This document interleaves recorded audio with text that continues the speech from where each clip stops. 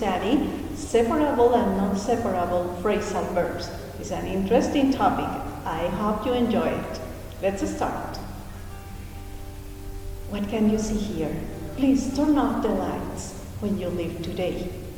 And the second person answered, don't worry, I'll turn off them before I go.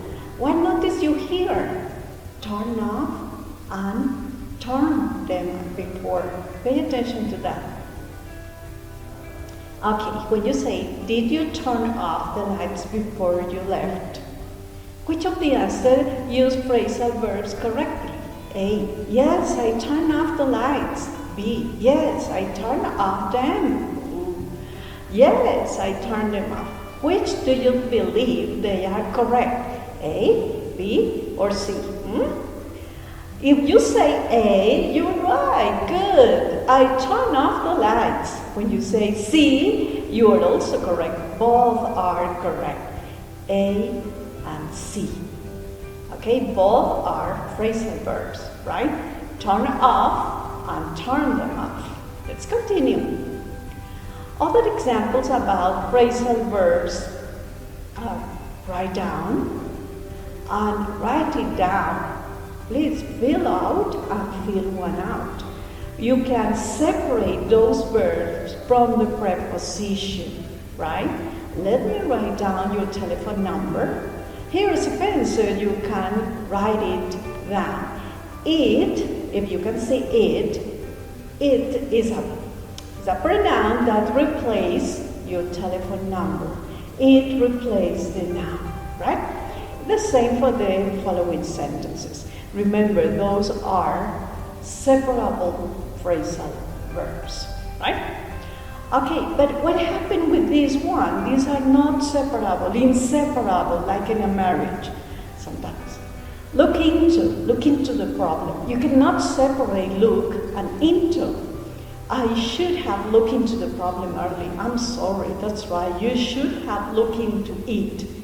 It, in this case, is also a pronoun and replaces the problem earlier, right? But the verb is inseparable. You cannot say look it into, but you have to say look into it, right? The second verb, catch up. What is catch up? Catch up is that you are trapped by your work. You like your work. Catch up with your work. You cannot separate the verb from those particles, right? Catch up with it. Okay, here is a colorful slice, and you can see both. I had to write all the information down and fill in all the forms. And in the second one, remember, there are non-separable phrasal verbs. Get along with is a very long sentence with a verb, get, with a preposition along with, right? And you cannot separate. What is get along? Is get friendly, right? Usually you have good neighbors, you're friendly with them, so you get along with. Sometimes you have bad neighbors and you don't get along with them, right? But always together. The verb is inseparable. Let's read the sentence. I don't really get along with my neighbor, but I always run into him when I leave for work. Yeah? You dislike your neighbor, but you have to work with him. Okay, it's a real situation. Right. What happened here? Remember what I told you before, right? I said you cannot separate verbs, right? Get along with. The tip says when you use a pronoun with a non-separable phrasal verb, it must be go after the phrase, right? Don't really get along with my neighbor, but runs into him is at the end of the sentence, right? Here is a very good example with separable verbs. Write down your number, turn off the lights, fill this form out. Look at this, fill, the noun, and then the preposition is a separable verb. On the contrary, we have non-separable verbs, look into. What is look into?